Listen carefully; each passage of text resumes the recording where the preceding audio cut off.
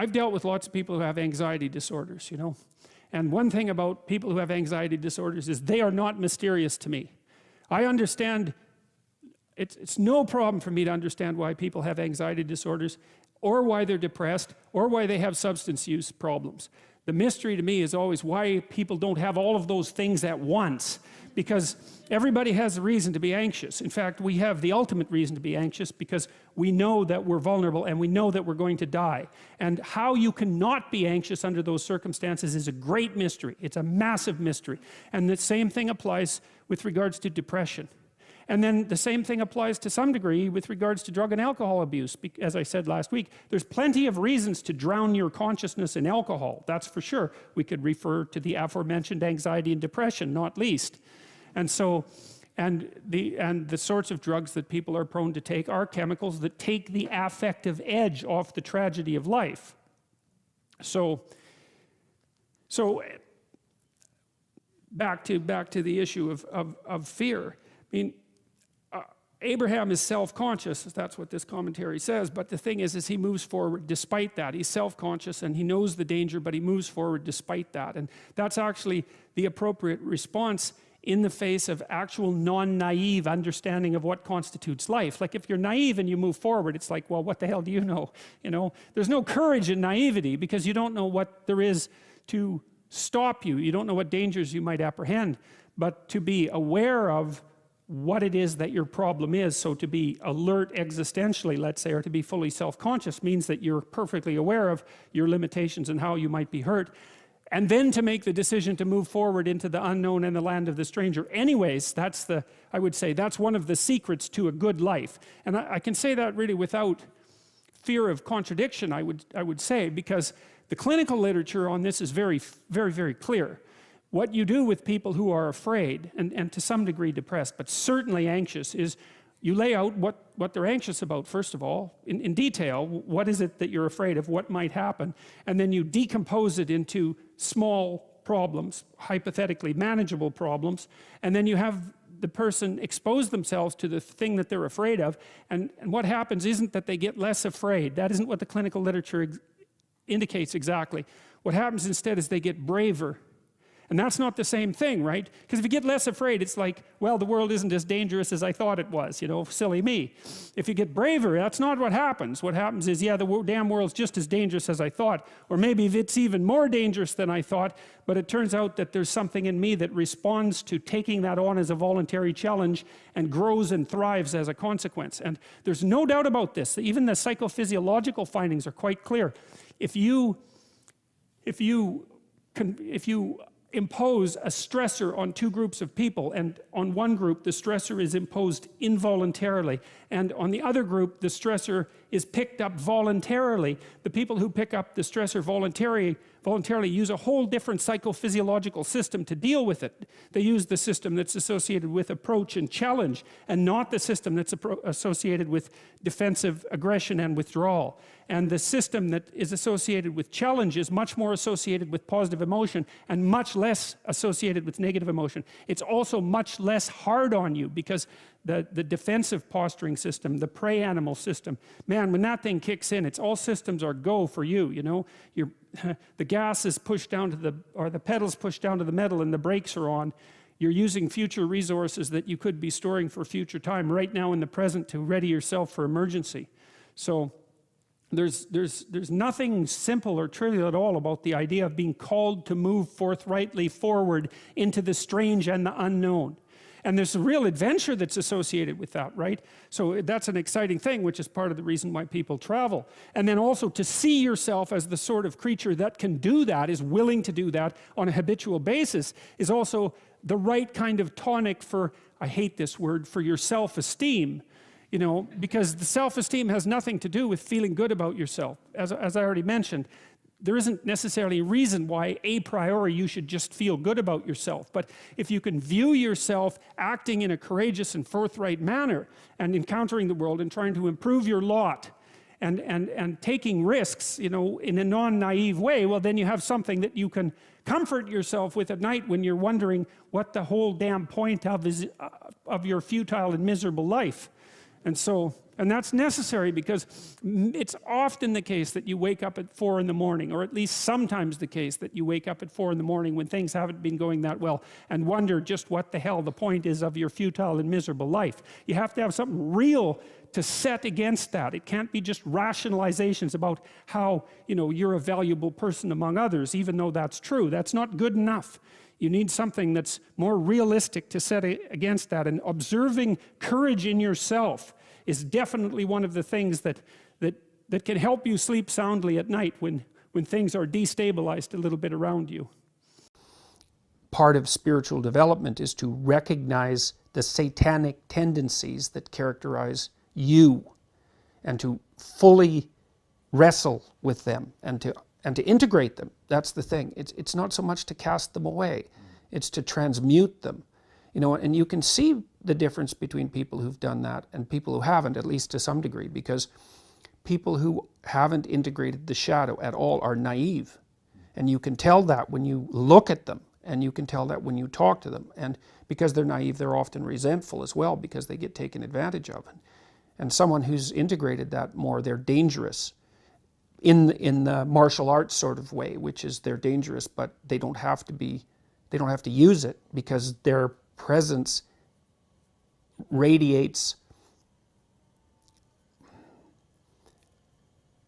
what would you say?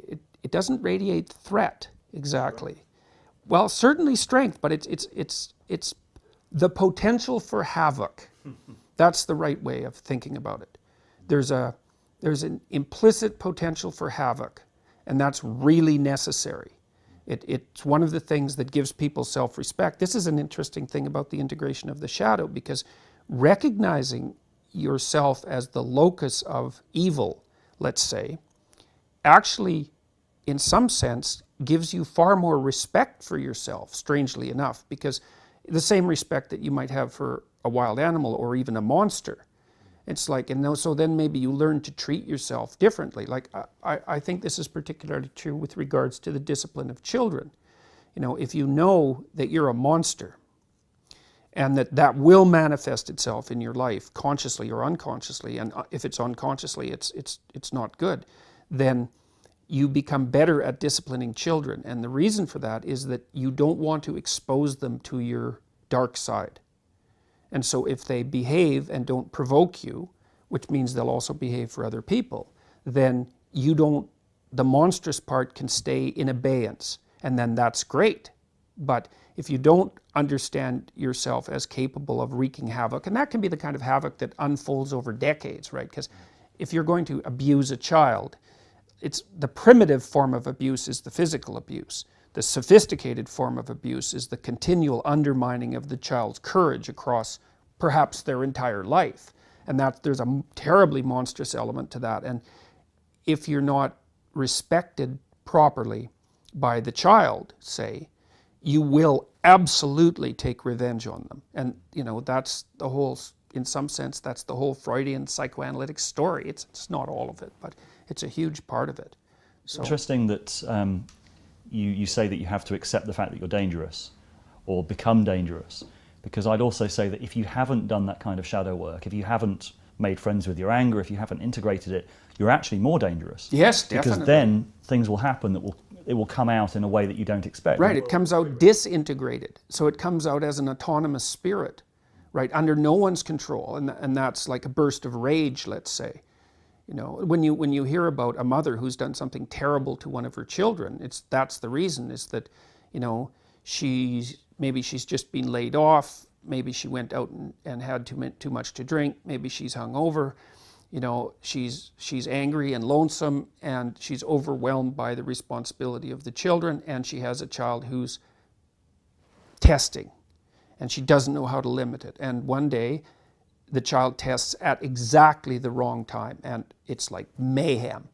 And everybody goes, well, what happened? It's like, well, 7 terrible things came together at the same time and produced this outburst of disintegrated rage. And like, look the hell out when that happens, So, yeah, you want to have that. You either have that or it has you. Those are the options. And you don't become safe by being castrated. Consider the lilies of the field, how they grow. They toil not, neither do they spin. And yet I say unto you, that even Solomon in all his glory was not arrayed like one of these. Wherefore, if God so clothe the grass of the field, which today is, and tomorrow is cast into the oven, shall he not much more clothe you, O ye of little faith? Therefore take no thought, saying, what shall we eat, or what shall we drink, or wherewithal shall we be clothed? Well, those are famous lines, and that's sort of Christ the hippie, right? It's like, hey, let it all hang out. That's an old phrase. Do your thing, and everything will come to you. And these lines have been interpreted in that manner many times. But that's seriously not the proper interpretation, because there's a kicker with this injunction.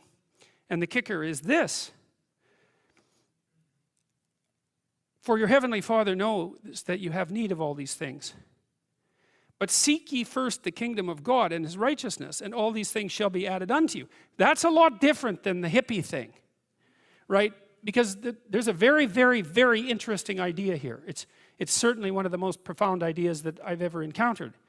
And the idea is this, is that if you configure your life so that what you are genuinely doing is aiming at the highest possible good, then the things that you need to survive and to thrive on a day-to-day basis will deliver themselves to you.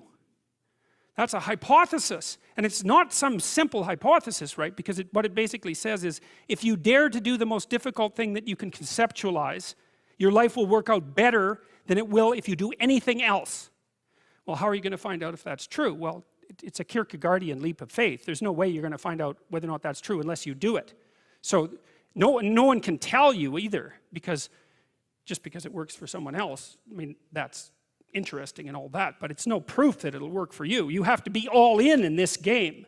And so the idea is, seek ye first the kingdom of God and his righteousness. It's like, that's actually a fairly important caution when you're talking about not having to pay attention to what you're going to eat or what you're going to wear. It's like, what it's essentially saying is that those problems are trivial in comparison.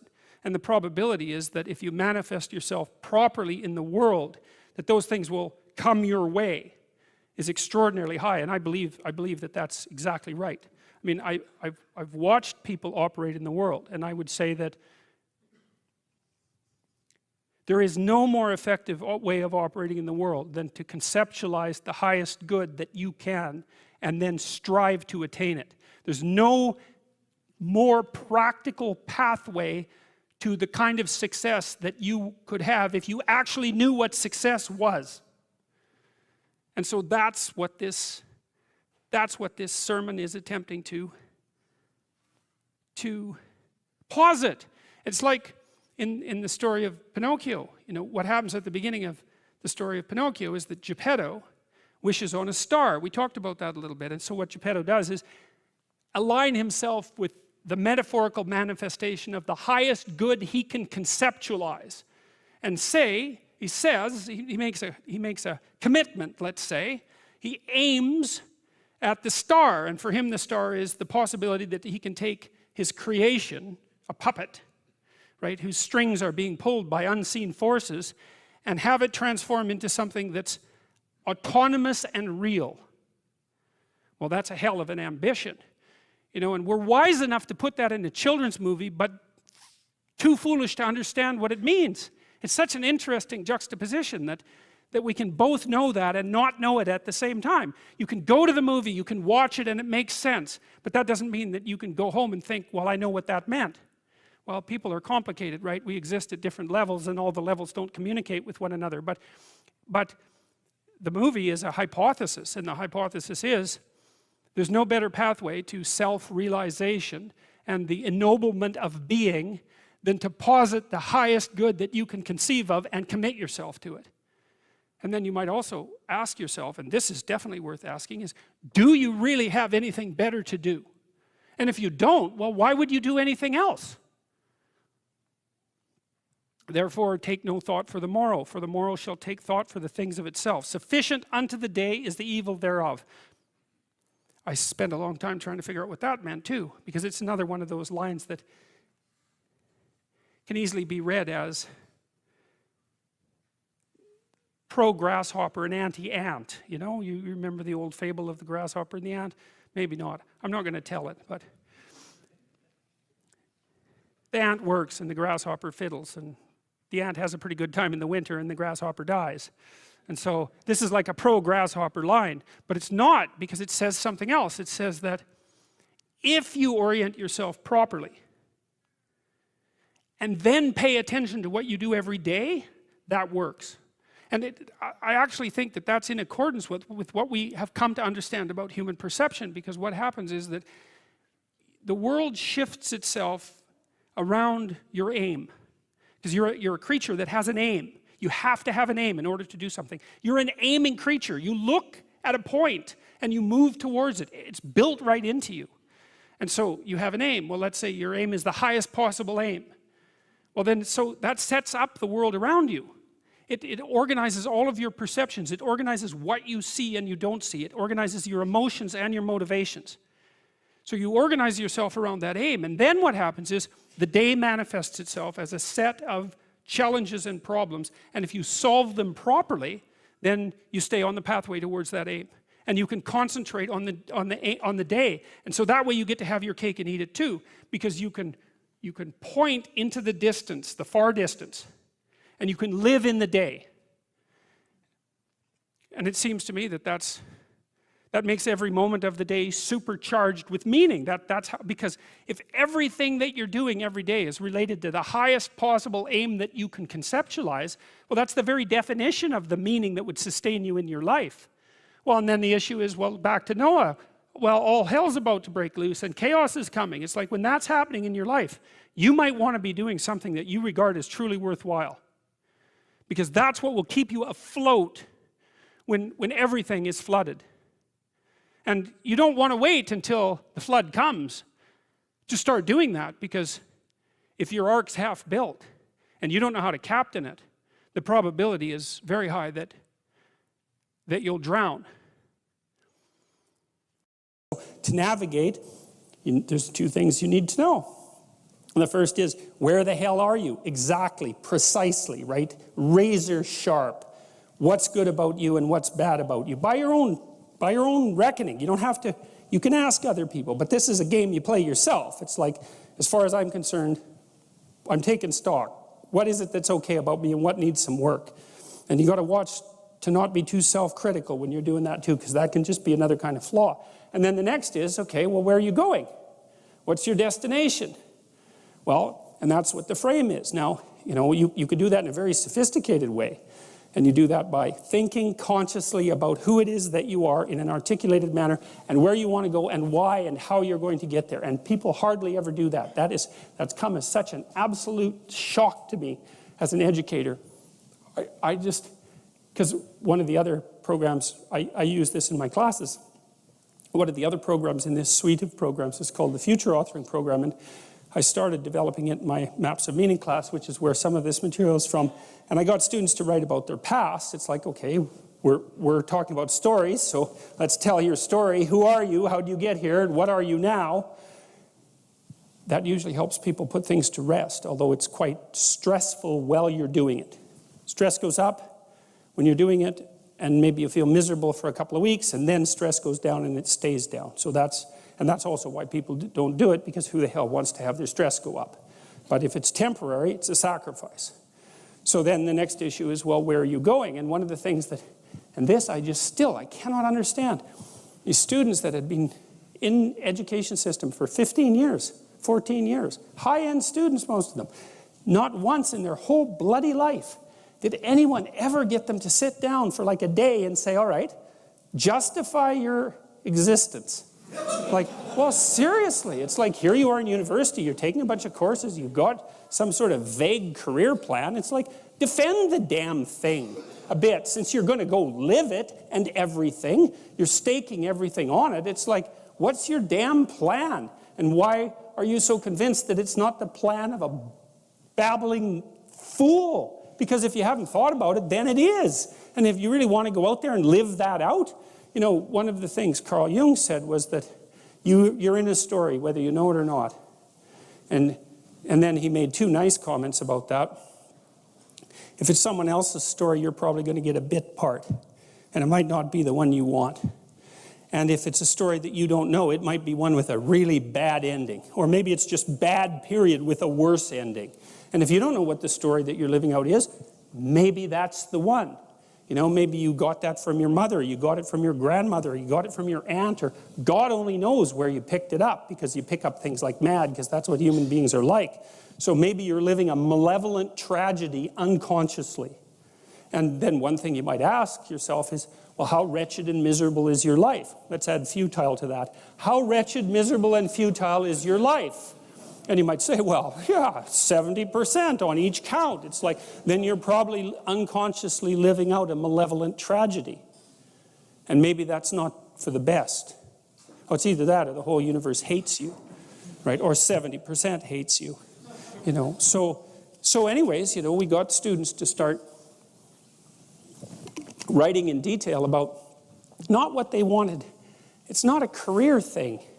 Because that's the closest people usually get, is they have a career plan. It's like, no, it's not a career plan. That's peripheral. Important, but peripheral. It's like, all right, you got 3 years, man.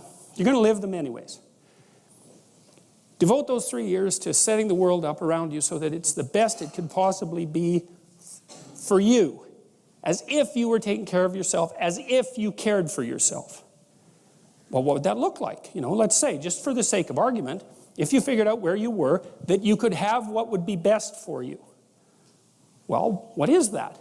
I bet you never asked.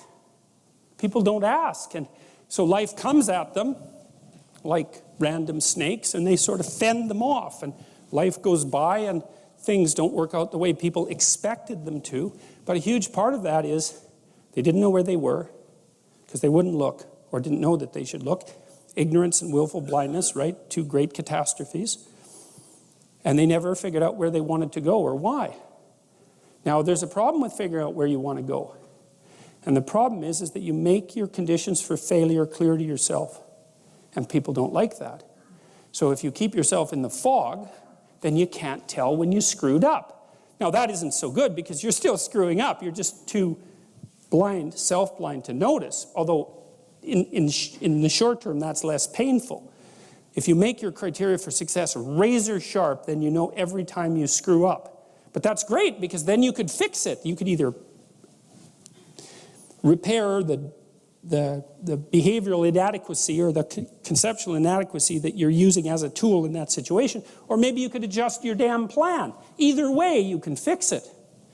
And so, okay, so you're living in one of these bloody things, and you might as well, it seems to me, you might as well make it the best one you could live in, because you don't have anything better to do. Now, if you don't do that, if you don't do it consciously, and this is what the psychoanalysts pointed out, is that you have innumerable quasi-autonomous subsystems that make you up, that will generate stories impulsively, and you'll just act them out. And you know that because you watch yourself over 2 weeks and you think, Jesus, I did a lot of stupid things in the last 2 weeks.